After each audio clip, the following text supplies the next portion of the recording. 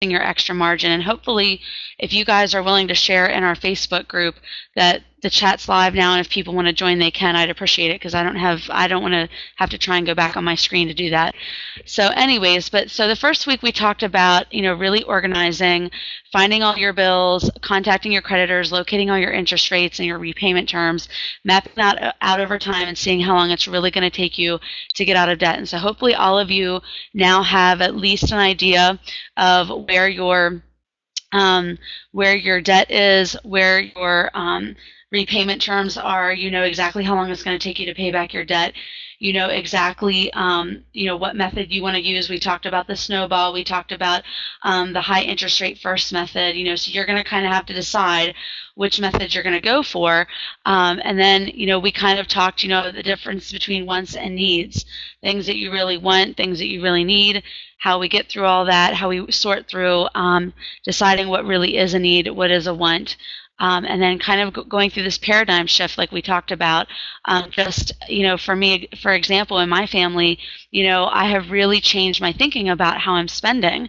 So now and it's so funny because like this last pay, Rachel will vouch for me on this one, we had to come up with $400 because our dog, we don't know how it happened Saturday night, but he was running outside and he ended up having a gaping wound in his paw because we have an underground electric fence, and he got out and then was running around the garage where there is no fence basically, and then got zapped again when he came back in the fence.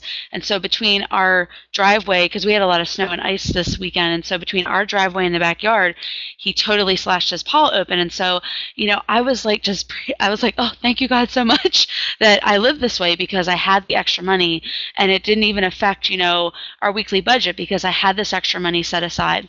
So we talked last week, and this week I don't have as many slides again because I'm going to be going on the internet some to show us some things, but we really talked about how do we really get out of debt, and then documenting your debt. And then for some reason my budget slides are not showing in here. The next week we talked about building a budget.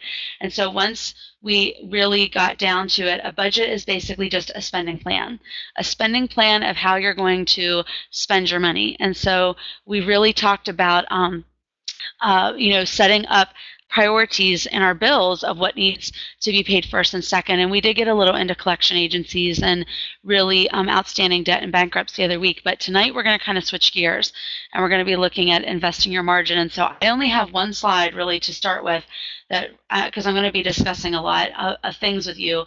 So you may want to take some notes since I don't have as many visuals tonight. We had kind of a family emergency here this afternoon that led me away from my computer for a couple hours here, but we're back on track now. But anyways, we are going to talk tonight about investing your margin. And so there are different ways to invest. Savings, assets, and futures are the three categories that I'm going to be talking about tonight. And so I thought maybe with a little bit of note taking, you might help you a little bit to get it down on paper in front of you. And if not, if you just want to listen, that's fine too. You guys can tell I'm a teacher right by now, I'm sure. But anyway, so the first thing that we're going to talk about is, actually we're going to go in the middle and we're going to talk about investing in assets. And so this is where, really once you've moved beyond, setting up your budget and creating a little bit of an emergency fund.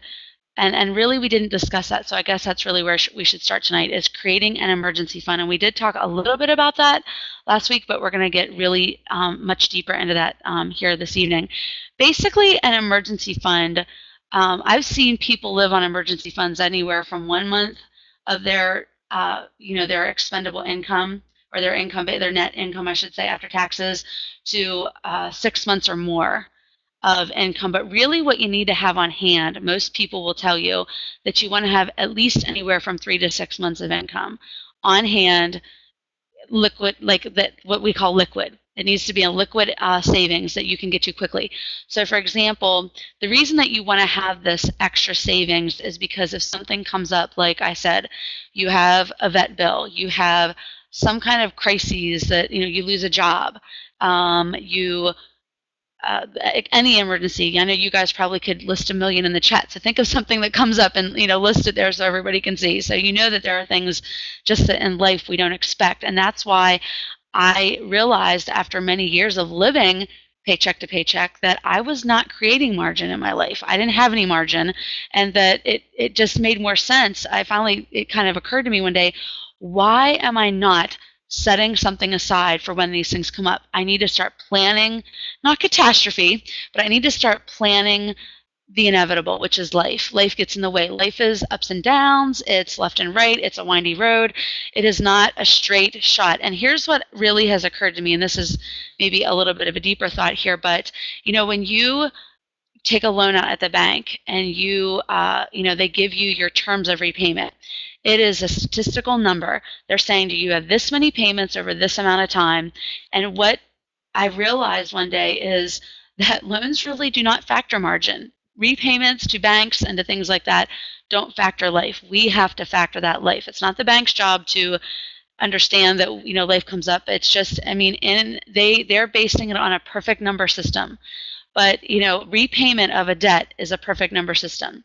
But income and life are not perfect number systems. Like, in other words, yes, you can track a debt and you can say, okay, every month my balance is going down by this much exactly. But in real life, your income does not, and your income and the bills that come in life do not always match that perfect system. So we have to be prepared for this margin. So once you have saved up some margin, like I said, you need to at least have 1 month. If you don't have at least, and for most people, that's going to be anywhere from $2,000 to $4,000. You want to at least have maybe no less than $2,000 in your savings, liquid savings. In other words, if you're going to invest in anything in the future, fine. Like, we're going to talk about CDs, we're going to talk about bonds tonight. We're going to be talking about all of those kinds of investments, but you really want to make sure that you have what we call liquid assets ready, available. And I'm not talking gold that you can trade in. I'm talking like cash on hand, pretty much. So you'll want to keep that in just basically either a savings account. I've heard of people keeping it stashed in their bed as cash, or things like, you hear these older generation people that when they pass away, people find cash in their mattress or someplace like that. But I think in our generation, it's still okay to keep most of that in the bank. So anyway, so you must create that first initial step of margin, because then once you have that, then it doesn't pay to start investing or even really paying down debt. And that's one thing I wish that I would have talked a little bit more about when we started the debt pay down a couple weeks ago, is that if you don't have that savings built up, you're just going to keep going back into debt. Like, if you don't adjust your lifestyle and create your little bit of margin, then something is going to come up. Like, you're paying all this money to pay off your debt and you're not saving at least a little bit. Then when something else comes up, then you're just going to go back into debt to pay that off. So it's like being on a hamster wheel. You're just going to keep going around and around and around. And so to get away from that, the best way to do that is to have this liquid savings. And so one recommendation that I definitely want to give you is to, if you do get some money back in taxes, that is a really good time to start putting that money away, because it is sometimes hard week to week, to do that. But if you can get kind of a jump start with that, that is, for me personally, the way to go. The other thing is, if you're planning a huge Christmas or a vacation this summer, you may want to just nix that for a year until if you can't save it from paycheck to paycheck out of margin that you're creating, then you're going to have to find another way to cut expenses to get that liquid asset, that liquid savings available.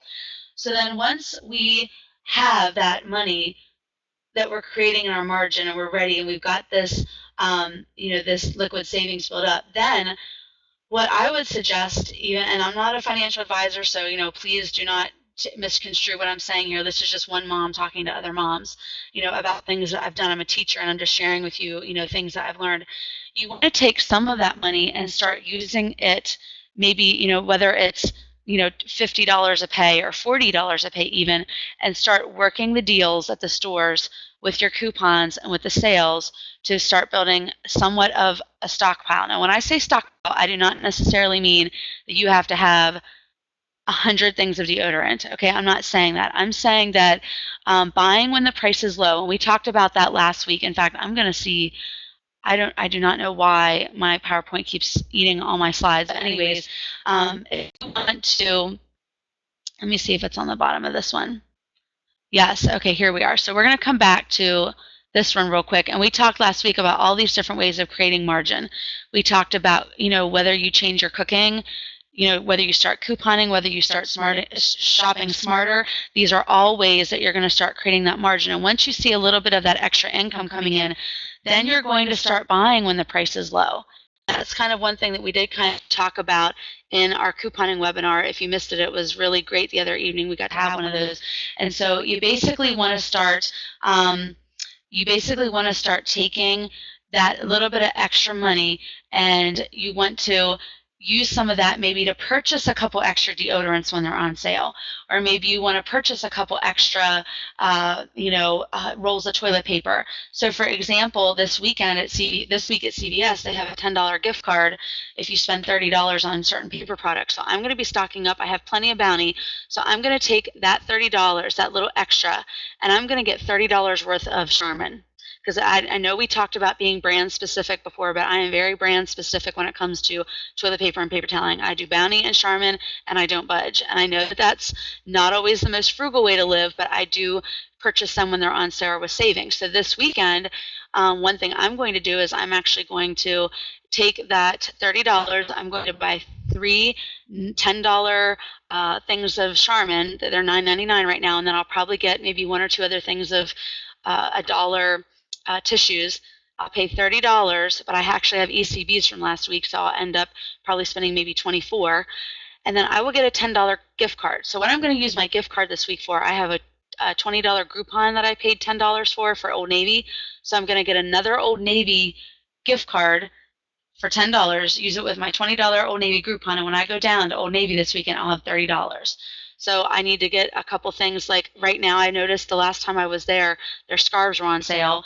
And I work at a school, 2 different schools, and I'm outside a lot, going from either my room. Believe it or not, at one of my schools, I'm in like a bread truck outside, which is heated and air conditioned. But when I'm going from school to school, I use a lot of scarves, and they get kind of ratty looking. So that's just one way where I'm going to buy when the price is low.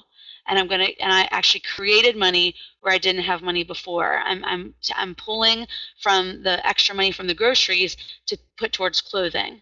So as much as you can buy from one and one category to help the other category in your budget, that's another good thing to do. So, but getting back to savings, so when we're talking about assets are things like a home. Your car is an asset.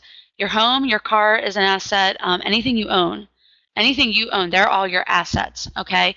So jewelry, basically anything in your home that's of value are your assets. And so if you're renting, a home is an asset that you're investing in. And so obviously that's one of the best ways to create an investment is in your home, because you're always going to need a place to live. So if you're already paying money to rent, and rent in our market, in our area, I will tell you, is almost as expensive, if not as expensive or more, than owning a home. It really makes more sense, at least where we live, and I don't know your housing market, so that's something you'd have to ask a realtor in your area, but it is way more lucrative here right now to own than it is to rent, because until you get all your, even with escrowed taxes, it's still better to own than it is to rent. So obviously your best asset is going to be your home, because normally, now I know the market right now is kind of scary, but normally a home's value appreciates, not depreciates. Appreciate means to increase in value, but to depreciate means to decrease in value. So a car is a perfect example of something that depreciates in value. You buy it for so much money, but it goes down in price of what it's worth year after year. As you put more miles on it and wear and tear on your car, the value of your car is depreciated. So we want assets that appreciate. And so this is where your thinking has to change. And this is where it was really hard for me, because even though I talked about last week's seminar about how I have this really good friend that we went to a comedy club the other week for $10. We took our 2 friends. So we bought 4 tickets for $10 on Groupon. I went to this comedy club. And then I went to a restaurant.com and got a restaurant.com gift card, and we all went out to dinner, and our whole bill was like $30 for 4 of us. And that was, with appetizers and all kinds of neat things. So we split it 2 ways. It was like $15, $20. So we ended up going out, and while we were at the comedy club, I saw this girl that I had worked with when I taught at one of my schools, and I just loved her, because she and I would drive to school with our Toyota Corollas, where the other girls our age were driving their Cadillac Escalades with their fake hair and their fake nails and their dyed hair. And it always just made me laugh, because this girl's name is Cricket, and that was her nickname. Everybody in town has always called her that, and so we love Cricket. And so I was talking to her, and I just thought it was so funny that I have really struggled since I left that school at times with there have been times where I want a new vehicle, where I don't want to drive the same a 12-year-old van all the time, but I'm keeping that van as long as I can to run it into the ground because it's depreciating in value. And I know that a car as an investment is not a good investment. So I'm going to take that car payment money that I might be paying and I'm going to put it into paying down debt or investing in my son's college fund or something else, or paying down my mortgage earlier. So the biggest thing is that, like I said, in a normal market, your house does appreciate in value. And so again, if you're already going to be paying rent, you might as well be paying a little extra to make an investment for yourself. Also, your homeowners, whatever, I think it's your taxes, or no, I'm sorry, your homeowner's insurance, and I think your taxes too, and even your interest are all tax deductible.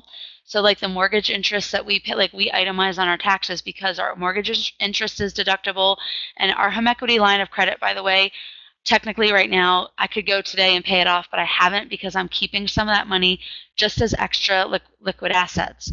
So so technically right now we only have one debt left, and that's my husband's student loan. So other than our mortgage, so I'm so excited about that. So we're working our way there, but it was just this month that we finally had enough that we could go and pay that off if we wanted to. So, and as you've heard me talk, my mom and grandma, I do all of their finances too. So I'm they're at a point where my mom's house is actually going to be paid off in 13 months or less, and she's only 55. So we're so excited that her house is going to be paid off, and that's going to be her biggest asset. So in other words, these appreciate in value, and things like cars depreciate, gold normally, like jewelry, things like that.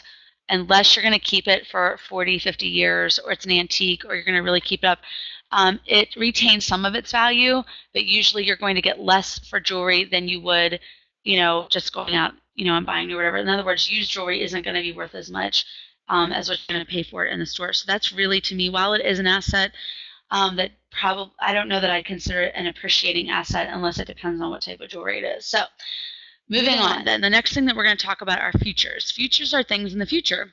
This is the kind of savings where you're going to be saving for your child's college fund. You're going to be, or maybe you're saving for a down payment on a house, or maybe you're saving for your next car, or maybe you're saving for retirement. These are all the different types of investments that you can be saving for. The vehicle to get you there may look the same. For example, if you are going to be saving for retirement, there are specific retirement savings things like an IRA or a 401k. And now IRA is basically a type of savings account for your money. There are two different kinds. One is the kind where you can actually pay the taxes before the money goes in. The other kind, you pay the taxes after the money comes out. Basically, I know that a lot of financial investors say that it's better to pay the taxes after they come out, but personally, I feel that it's better. For me, I mean, I've made this personal decision. I'm not recommending this for anybody else, but I think it's better if you're going to do an IRA, I would want to pay the taxes before they went in, because then I know that money has already been taxed. It's my money to take out, and I know exactly how much I have, because normally taxes are going to be at least 30% of whatever's in your retirement account. A 401k is usually set up by your employer, and that is where usually you're investing so much and they're also matching up to a certain amount. So if you put in 10% of $100, you're paying in $10, they might put in 2%, which maybe it's $2, and so you really don't want to, and the other thing about investing in any kind of retirement is that usually there is a penalty for withdrawal. So, and they do that on purpose because they want you to save it for retirement. That's why they do that a lot of times. And some employers will allow you to take a no interest loan out on your retirement. Others will not let you take out any loan on your retirement. So if you do pull out your retirement, which is, to me, a last resort, I mean, you would only want to do that as a last resort, like over filing bankruptcy, or so many bill collectors calling that, and you totally can't get a consolidation loan, or something else that could at least, get by for the time being so you could get things kind of squared away. That, to me, is a last resort. Obviously, selling your home or getting rid of your retirement are always going to be, hopefully, your last resort. So these are futures. Another example of a future for your child is like a 529 plan, which is actually a tuition account that, at least for us in the state of Pennsylvania, we're able to put money into a 529 for our child. And it's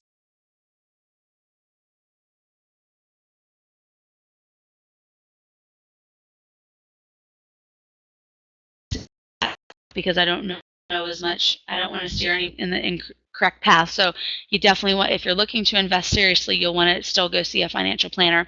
And the other thing that we didn't talk about that I think is very important in protecting your assets and your savings and your futures is insurance to some degree. You do probably want to have some level of insurance for disability. If you own a home or you have children, you definitely want to have life insurance.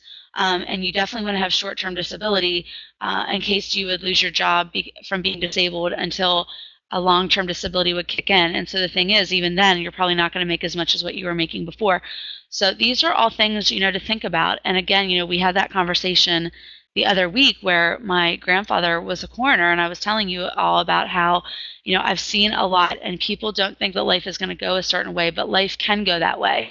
And so we have to prepare for that kind of margin also. In a sense, insurance is preparing for margin. It's creating some margin because you're protecting your assets for yourself or for your children. And it's kind of the responsible thing to do, in my opinion, because you're making sure that, your family has what it needs if something were to happen to you, and so that's how at least my husband and I feel about protecting, like I said, all of our assets and savings and futures. So the other types of investments that most people will talk about are, and I'm just going to kind of type out my notes here a little bit as we go, just for myself really, but the other types of investments are usually stocks and bonds, CDs and mutual funds, which on top of things, we're going to kind of talk about savings and money market accounts.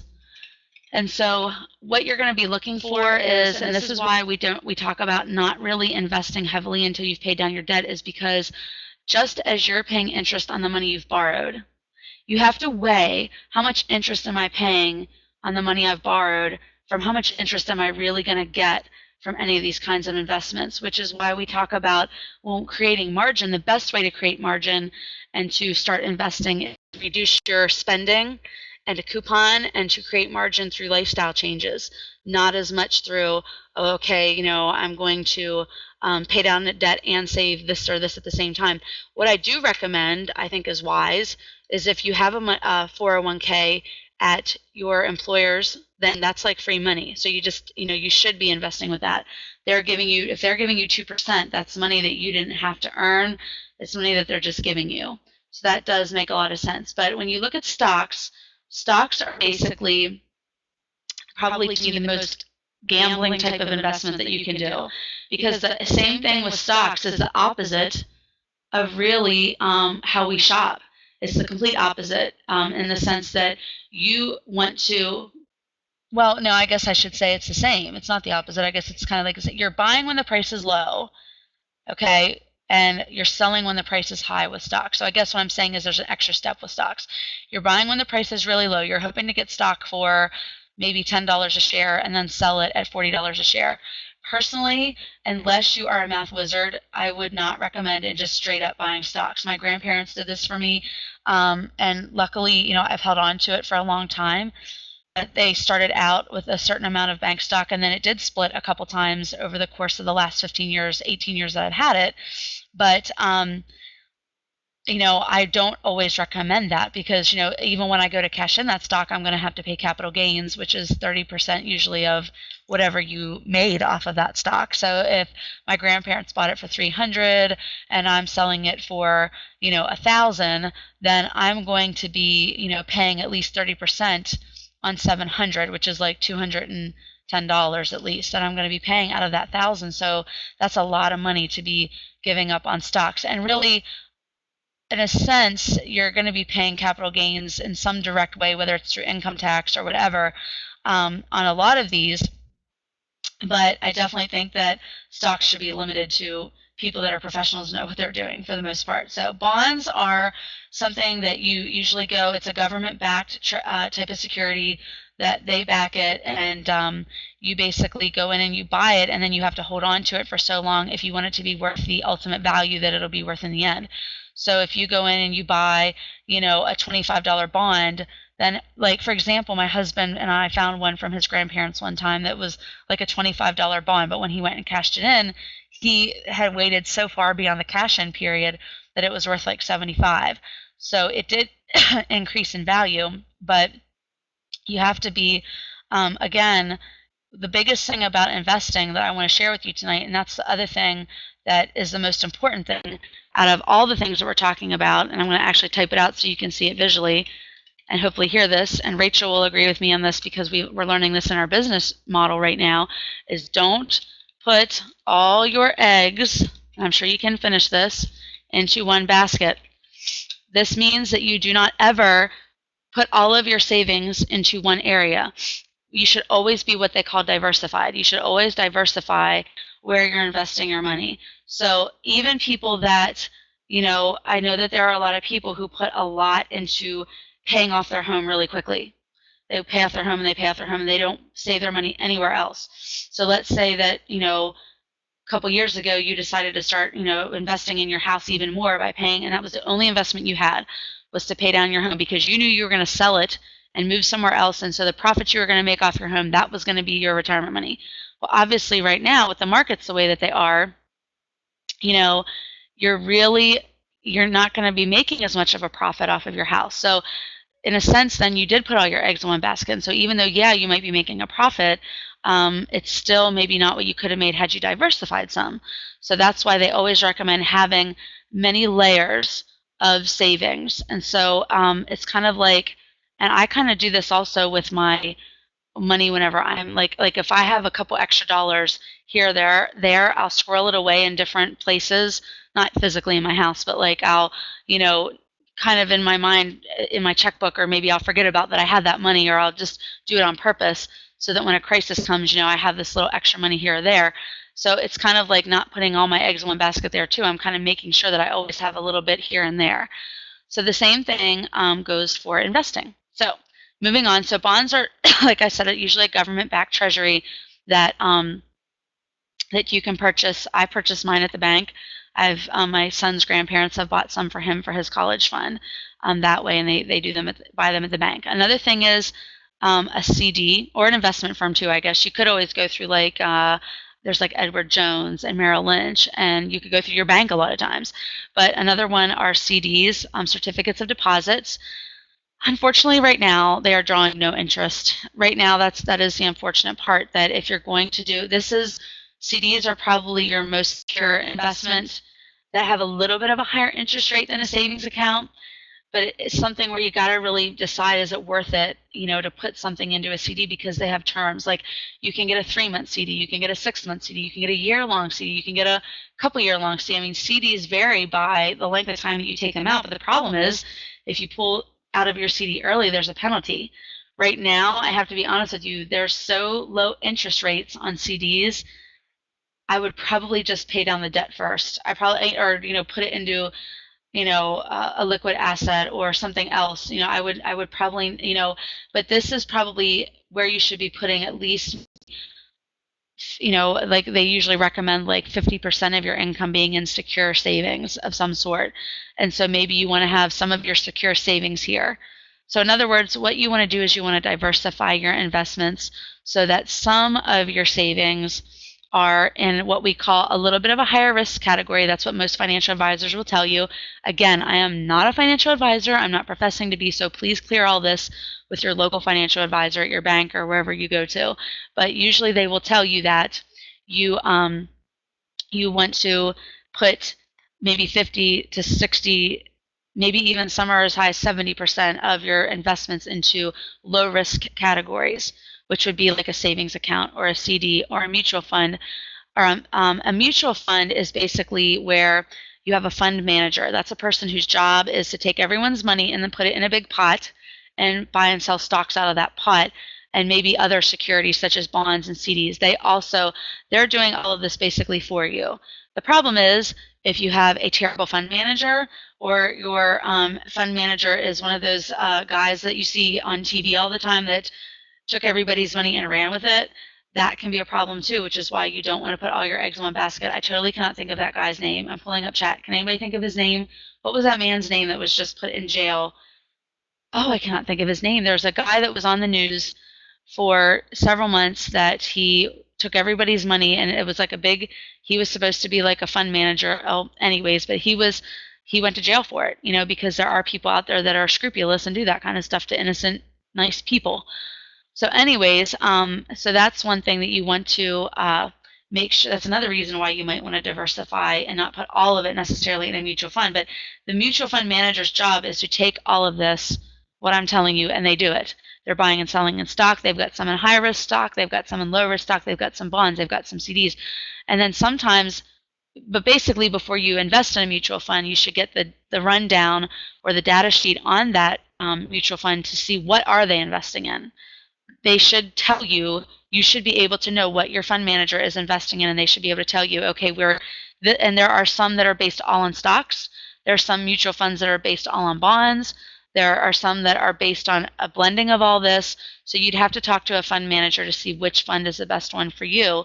But remember, you might see huge growth in a mutual fund that is based heavily in stocks that are doing well that year, So you have to be really careful, with that. So that's why some of the best ways, I listened to a guy named Larry Burkett who has since passed away from cancer. But if you ever go to crown.org, it is a Christian-based financial ministry where Crown actually, they do a lot with, let me see if I can find it here. But Crown, they do a lot with helping people to, this is a great resource on how to do well with your money. And so basically their principle behind the whole money thing is that it's God's money and we're just here for a time and we're using it as a tool. And so, we're not going to have it forever. As my father-in-law says, you can't take the U-Haul to the graveyard, or you don't see U-Hauls at the graveyard either. And so this is, they have a system called envelopes, which is envelope budgeting online that you can do. And they have a lot of podcasts, a lot of free materials and resources that you can pull from. I'm sure that so does Dave Ramsey, and so do all of a lot of the other people, that financial gurus out there probably have a lot of things that you can look into also. But Larry Burkett very early on always felt that the best investment was your home. He always felt that a home was the best investment. And I don't know that people would always completely agree with that now that the housing market is, taking a turn here. But I do think that most people agree that the housing market will eventually come back.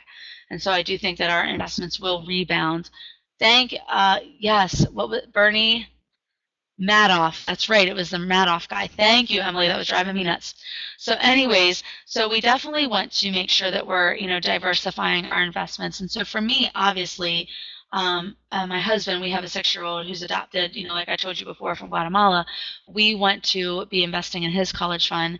We also want to be preparing for our retirement, but we also want to be paying down our debt and trying to live debt-free as much as we can. And so when we're looking at our 5, steps, it really is difficult to get to this top level. And I don't think that the majority of people do make it this far. If I were to look across average America, I think most people get fed up with the waiting part of it and they cash their chips in early or they go back in debt.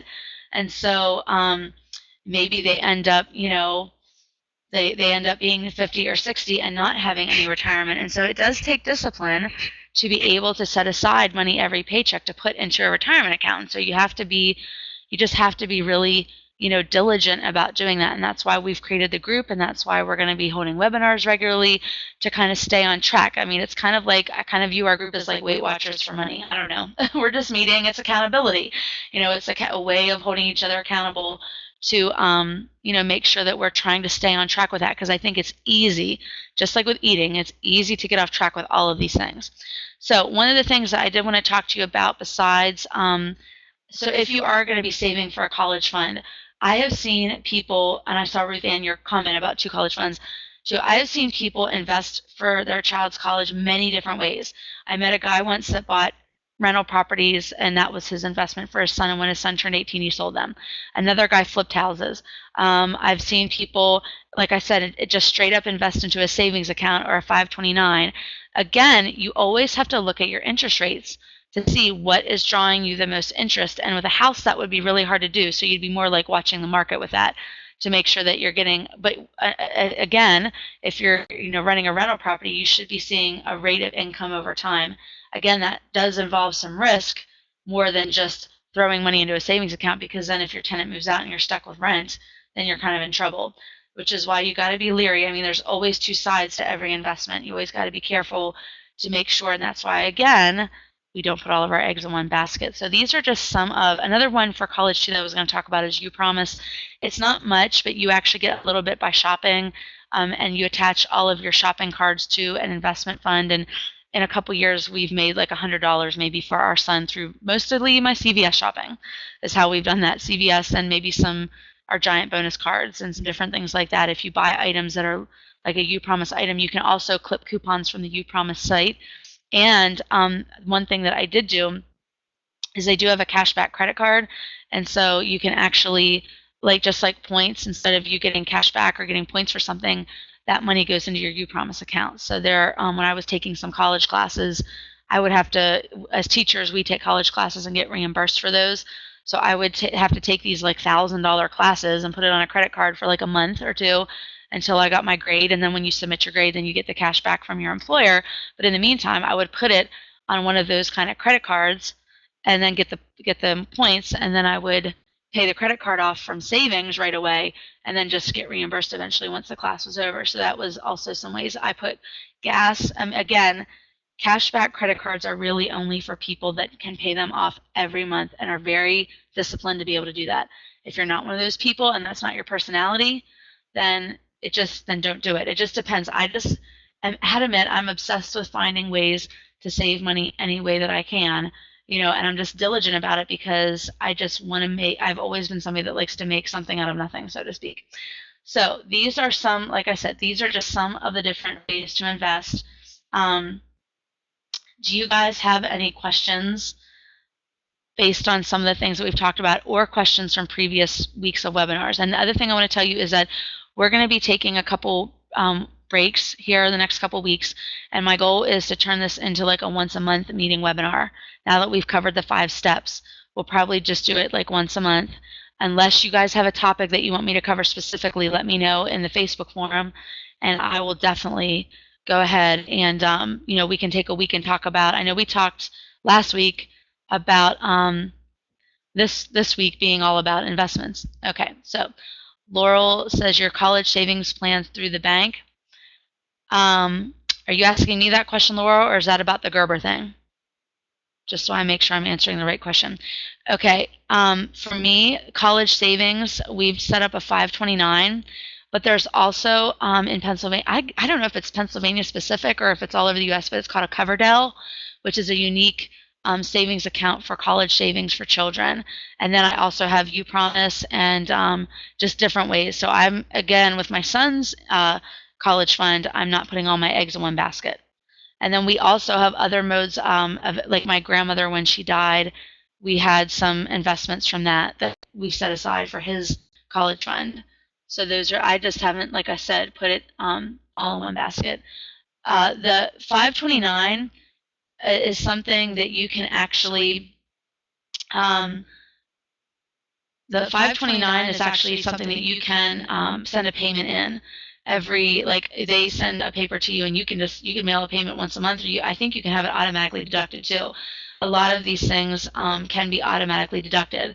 The other thing that I was thinking too is don't automatically deduct things if, and this is something I'm saying just for the group, not to anybody in specific, but just I would not recommend automatic deductions if you're not paying all your bills necessarily on time right now, because that can really throw you off. If you're not going to be like totally disciplined about automatic payments, don't do it right now until you're really ready for that.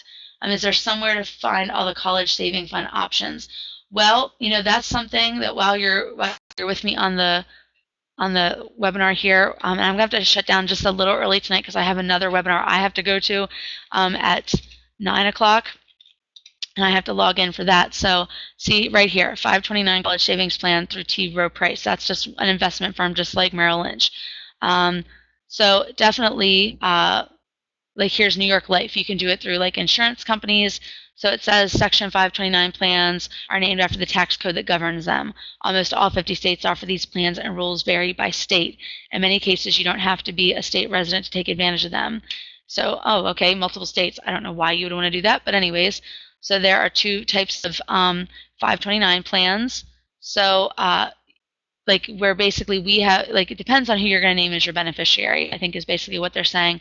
And maximum contribution amounts range from state to state. So maybe that's why you would want to invest in more than one state. Because if you are, that's really for people that are investing a lot of money, I would imagine. Here's the Coverdell that I was talking to you about. The prepaid tuition plan is something that Pennsylvania does have. And I have been, I linked, believe it or not, my 529, my UPromise, and the prepaid tuition plan. They're all linked together in my UPromise account and in my 529 account. They're all linked together. So when I go to my 529 account with my state, I can actually see what's in, like I can actually access my UPromise. So, and yes, you can choose how aggressively you invest. Let me see here once. Yes, we can do a couponing part 2. I just haven't, really, it's truly just about getting it on the schedule. Okay, so yes, you can definitely decide how aggressively you want to save for those. The rest of these, again, loans, you don't want to do grants, scholarships, and financial aids and tax credits, of course. Those are more for when your child is actually older and you're getting ready to make those, next steps or whatever. So basically these are the basic ways that you can save for college, or a Coverdell or a 529. So like I said, I mean, you just have to decide which ways you want to invest. So does anybody have any questions? Let me get back. Where's my chat screen at here? Any questions as far as any other topics? So we did the couponing one. For some reason, I was thinking if I was state specific. So if you have it, if you save in PA, your kids have to attend PA schools. Am I wrong in thinking that? The SAGE program, which is the prepaid tuition, that's the one I think you're thinking of. Double check 529. I don't think that you have to. I'm pretty sure your kids don't have to go to school in that state, but I do think that the SAGE program, the prepaid tuition, yes, it does have to be a PA school. Okay, do you know of any grant opportunities for people with degrees wanting to change career paths? Well, yes, there's the Pell Grant. It depends on your income, but basically the federal Pell Grant is the one that most commonly is used for people that are low income. And the other one that most people go with is they usually combine like a Pell Grant, and then there are also some other grants that there's like one other grant that they can give you, because I worked in financial aid in college in the financial aid office, and I actually got financial aid while I was in school, but most people do a Stafford loans. A Stafford loan can be subsidized or it can be unsubsidized depending on your income. If it's subsidized, that means that the government basically covers the interest for you while you're in school, but when you go back into loan repayment, then you end up having to pay the unsubsidized back first. And then you have to, oh, okay. So you're saying a grant for people that, no, the best way to, yeah, there are no real grants for once you have a bachelor's degree. But what I will share, as far as I'm aware, I mean, don't quote me on that. Always call a school's financial aid office just to double check. And if you ever do find out that I'm wrong, email me and let me know. But I really think that for most cases like that, you're going to want to find an employer that reimburses. That's the best. That's what I did actually with my master's degree, is found school districts usually do pay for you to get your master's. And so that's one thing that you might want to look at.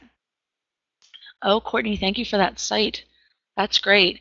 No, but I do think, Heather, that I don't think that there are any necessarily grants that you can get for your master's program, because I remember looking into that whenever I went back for my master's degree even. And my cousins who've all gone, I know that they also weren't able to get grants or anything. So that's a great question. Now, I wish scholarships, so maybe, but like I said, I know like where my sister works in Maryland, a place called Citicorp, they actually have like tuition reimbursement programs that they'll sometimes reimburse to get your master's. The other thing is, if you're going back for a master's and you're willing to do some kind of like adjuncting, sometimes you get adjunct as a professor. Other times people can like actually become grad assistants, which I know pays like absolutely nothing.